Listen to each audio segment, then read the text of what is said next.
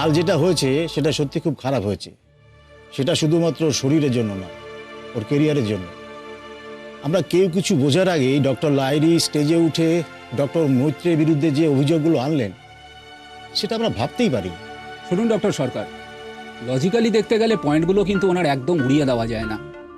আমরা যারা অনুভবকে চিনি তারা জানি হি ইজ ভেরি এফিশিয়েন্ট, কিন্তু মেডিকেল ফোরাম যদি ব্যাপারটা মেনে না নেয়, প্লাস সমস্যা কি হয়েছে জানেন, পেশেন্ট পার্টি কিন্তু ব্যাপারটা জানতো না। আনন্দী, আমরা আপনার মনের অবস্থা বুঝতে পারছি। ঠিক কি করলে এই মুহূর্তে অনুভবের হেল্প হবে সেটা নিয়ে আমাদের সবাইকে ভাবতে হবে। স্যার, এই বোর্ড মেম্বারদের কাছে আমার একটি আর্জি আছে, একটা কমিটি গঠন করা। কাল যে ডক্টর দিয়া লাহিড়ী ওপেন ফোরামে ডক্টর অনুভব মৈত্রর মেডিকেল এথিক্স নিয়ে প্রশ্ন করলেন, সেটা কেন সেটা জানতে চান। প্রশ্ন করা হোক অনুভবকে যে সে ঠিক কাজ করেছে কি বাচ্চাটাকে অপারেট করে। ইনফ্যাক্ট যে সকল ডক্টরস অনুভবকে ওটিতে সাহায্য করলেন তারা ঠিক করেছেন কিনা। সব কথা তো দিয়া লাহিড়ী স্টেটমেন্টে শেষ হয়ে যেতে পারে না। সব ঘটনার পেছনেই একটা পারপাস, একটা উদ্দেশ্য থাকে। এখানে কার কি উদ্দেশ্য ছিল? যে ডক্টর হাতে ছুরি কাছি ধরে নিজের প্রতিবন্ধকতাকে অতিক্রম করে একটি বাচ্চার প্রাণ বাঁচায়, তার কি উদ্দেশ্য থাকতে? ইনফ্যাক্ট যে ডক্টরসরা সেদিন ওটিতে অনুভবকে সাহায্য করেছিল তাদের কি উদ্দেশ্য? আর এই যে ডক্টর দিয়া লাহিড়ী ডক্টর অনুভব মৈত্রকে তার মেডিকেল এথিক্স নিয়ে প্রশ্ন করলেন, তারই বা কি উদ্দেশ্য ছিল? এই সব কিছু নিয়ে একটা কমিটি গঠন করা হোক স্যার। আমি চাই সবটা খতিয়ে দেখা হোক। এটা আমার আপনাদের কাছে একটা দাবি। আনন্দী, আমি আপনার সাথে আছি। ডক্টর চক্রবর্তী, অনুভবকে সাপোর্ট করাটা ঠিক আছে, কিন্তু এটা নিয়ে আবার যদি একটা কমিটি তৈরি হয় তাহলে তো এটা নিয়ে লেখালেখি শুরু হবে। আমি বলি কি, কমপ্লেন যখন হয়নি তখন এই ব্যাপারটা নিয়ে জল ঘোরা করাটা কি ঠিক হবে? কমপ্লেন আজ হয়নি, কিন্তু কোনোদিন হবে না যে তা তো নয়। আপনাদের সকলের কাছে আমার একটা প্রশ্ন আছে। সেদিন যে অনুভব অপারেশনটা করলো, সাকসেসফুল হলো, সে কি প্রশংসার প্রাপ্য নয়? আর এই যে কাল ডক্টর দিয়া লাহিড়ী যেটা করলেন, লোকজনকে উস্কালেন, প্রেস রিপোর্টার্সদের উস্কালেন, একটা ভয়ঙ্কর কিছু ঘটতে পারত। হসপিটাল কর্তৃপক্ষের কাছে কি এনাফ সিকিউরিটি ছিল সেই গন্ডগোল সামাল দেওয়ার জন্য? দিয়া লাহিড়ী কি সেটা জানতেন? তার উদ্দেশ্য যদি সত্যি সৎ হতো তাহলে তো অপারেশনের দিনই সে অনুভবকে প্রশ্ন করতে পারত। কেন করেননি? হঠাৎ এতদিন অপেক্ষা করলেন কেন এই ওপেন ফোরামের জন্য? দিয়া কি চাইছিলেন? সকলের সামনে অনুভবকে হিউমিলিয়েট করতে, সিন ক্রিয়েট করতে, এটাই কি তিনি চাইছিলেন? এই প্রশ্নগুলো করা হোক। এই কমিটি বলুক অনুভবের মতন একজন ডক্টর কেন প্র্যাকটিস করবে না? একজন সুস্থ মস্তিষ্কের মানুষ শুধু হাঁটতে পারে না বলে সে তার ডাক্তারি প্র্যাকটিস করবে না? কেন অনুভব তার সুস্থ স্বাভাবিক জীবনে ফিরে আসতে পারবে না? কেন? মিসেস মৈত্র, আপনার কথাগুলোর যথেষ্ট যুক্তি আছে। আর ডক্টর অনুভব মৈত্রের এই শারীরিক অবস্থার জন্যে সত্যিই আমরা দুঃখিত। সরি টু সে ডক্টর, আপনাদের এই দুঃখ প্রকাশে অনুভব কিন্তু ওর কি সমাজ থেকে বেরিয়ে আসতে পারবে না। আমি জানি এখানে অনেকেই আছেন যারা আমার সঙ্গে সহমত, অনেকেই আছেন যারা সহমত নন, কিন্তু এই ঘটনার একটা বিচার হওয়া দরকার, একটা কমিটি গঠন করা দরকার। যদি মৌখিক আবেদনে সেটা সম্ভব না হয় তাহলে আমি লিখিত আবেদন জানাবো আপনাদের। আপনারা যদি তাতেও কোনো অ্যাকশন না নেন তাহলে আমি বাধ্য হব লিগ্যাল স্টেপ নিতে। যদি আমি হসপিটাল বোর্ডের মেম্বার নই তবু আমি অনুরোধ করব আনন্দীর অভিযোগটা যেন গুরুত্ব সহকারে বিবেচনা করা হয়। সেদিন ডক্টর মৈত্রের ওটি চলাকালীন আমি উপস্থিত ছিলাম। আমি চেয়েছিলাম ডক্টর মৈত্র তার সীমাবদ্ধতা কাটিয়ে তাড়াতাড়ি তার স্বাভাবিক জীবনে ফিরে আসুক। শুধু সেটাই বা কেন, ডক্টর মৈত্রের মতো একজন ডাক্তারের প্রয়োজনীয়তা আমরা তো অস্বীকার করতে পারি না। আমরা এই শহরের হাজার হাজার পেশেন্টকে বঞ্চিত করতে পারি না একজন ভালো ডাক্তারের চিকিৎসা থেকে। একজন চিকিৎসক যার উদ্দেশ্য ছিল তার পেশেন্টকে সুস্থ করে তোলা, এবং সে কাজ সে সসম্মানের সাথে উত্তীর্ণ হওয়ার পরেও ডক্টর লাহিড়ী যেভাবে তার কেরিয়ার এবং তার মান সম্মান নিয়ে ছেলে খেলা করলেন, তার জন্য তো তার জবাবদিহি করা উচিত।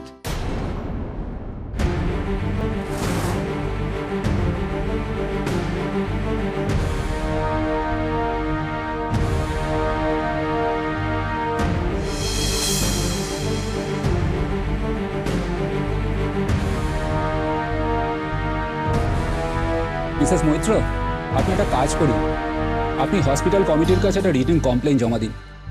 অন দ্যাট বেসিস আমরা স্টেপ নেব। Doctor Sarkar, O sure sure.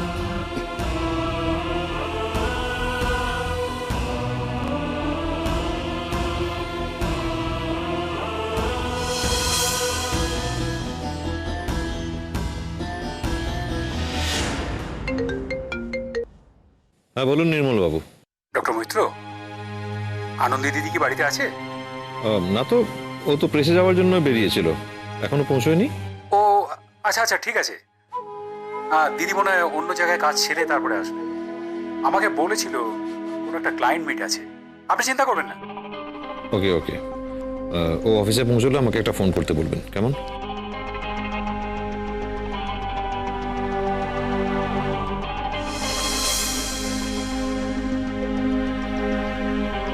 Subscriber is currently switched off.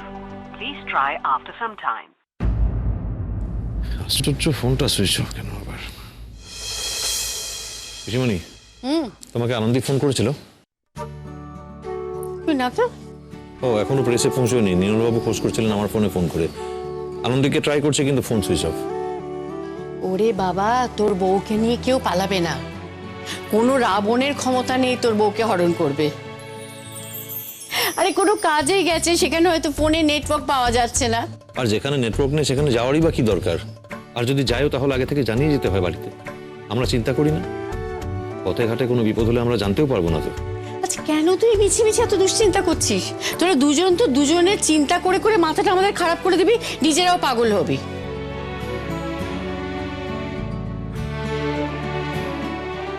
নে ফলটা খেয়ে নে, না তো আনন্দী এসে আমাকে বকাবকি করবে। ধর।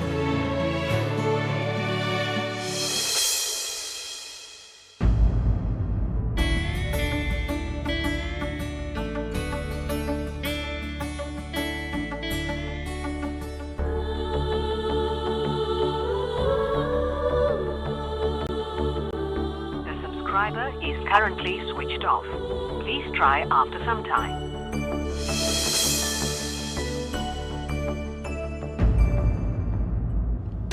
ম্যাডাম আসতে পারি? Yes, coming.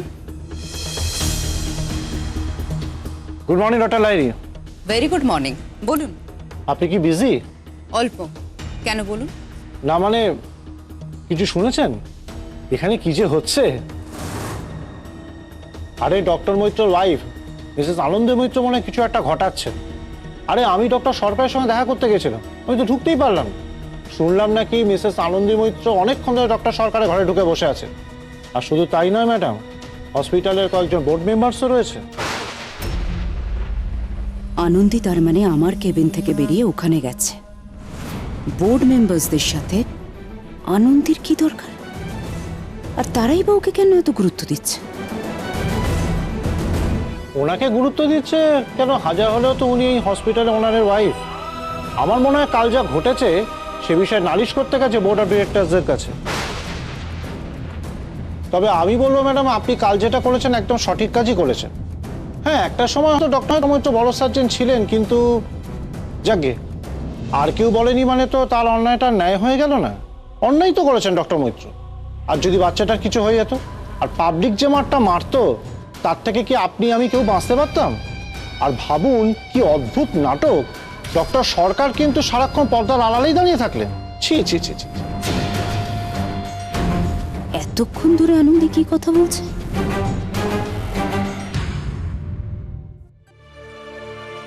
Doctor Sarkar, Yeah. May I come in? Please come in.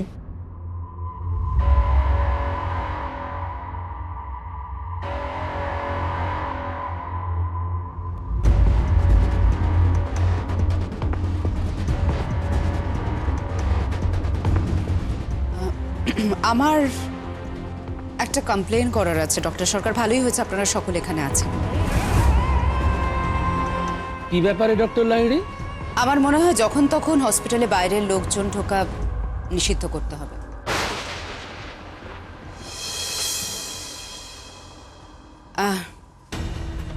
একমাত্র নির্দিষ্ট সময়ের জন্য পেশেন্টের বাড়ির লোকজন ছাড়া অযথা ডক্টরদের কাজে ডিস্টার্ব করবার মতন লোকজন যাতে অ্যালাউ না করা হয় তার জন্য কড়া পদক্ষেপ আমাদের নেওয়া উচিত। আপনার কেন মনে হচ্ছে ডক্টর লাহিড়ী যে আপনার কাজে কেউ বাধা সৃষ্টি করছে? স্যার, হঠাৎ করে আজ আমার ক্যাবিনে একজন বাইরের লোক চলে আসে এবং সেই সময় আমি কাজ করছিলাম, সো আমাকে ডিস্টার্ব করা হয়েছে। যাক, আমি ভাবলাম বোধহয় আপনি আমার নামে কমপ্লেন করতে এসেছেন, বাট এখন তো শুনছি যে আপনি কোনো আউটসাইডারের নামে কমপ্লেন করছেন। আমি তো তোমায় বাইরের লোক বলেই জানি আনন্দী। এই হসপিটালের কারোর সঙ্গে, ডক্টরের সঙ্গে, কোনো কিছুর সাথে তো তুমি কোনোভাবে অ্যাটাচড নাও। আমি তো তোমাকে হসপিটালের একজন বাইরের লোক বলেই মনে করি। ডক্টর লাহিড়ী, আমার মনে হচ্ছে আপনি ঠিক বলছেন। ডক্টর অনুভব মৈত্রের স্ত্রী কখনোই আমাদের কাছে বাইরের লোক নন। তাই নাকি স্যার? ইয়েস ইয়াং লেডি, আমরা এখানে সকলে মনে করি মিসেস মৈত্রর এই হাসপাতালে একটা ভূমিকা আছে। আশ্চর্য, কি এমন কথা বলেছে আনন্দ এদের যে এতগুলো সিনিয়র ডক্টর এক কথায় ওকে বাইরের লোক মানতে অস্বীকার করছে? ডক্টর সরকার, আপনার সাথে আমার একটু দরকার আছে। ঠিক আছে, আপনি বাইরে ওয়েট করুন, আমি আপনাকে ডেকে নেব। আমরা এখন একটা মিটিংয়ে ব্যস্ত আছি। প্লিজ ডোন্ট মাইন্ড ডক্টর সরকার, আমার জাস্ট কৌতূহল থেকেই জিজ্ঞেস করছি যে একজন বাইরের লোকের সঙ্গে আপনারা কি এমন গুরুত্বপূর্ণ বিষয় নিয়ে মিটিং করছেন? আসলে মিসেস মৈত্র আমাদের হসপিটালের ব্যাপার নিয়ে কিছু কথা আমাদের বলেছে, আপনাকে সময় মতো সেটা জানিয়ে দেওয়া। প্লিজ প্লিজ আপনি বাইরে ওয়েট করুন, আমি আপনাকে ডেকে নিচ্ছি।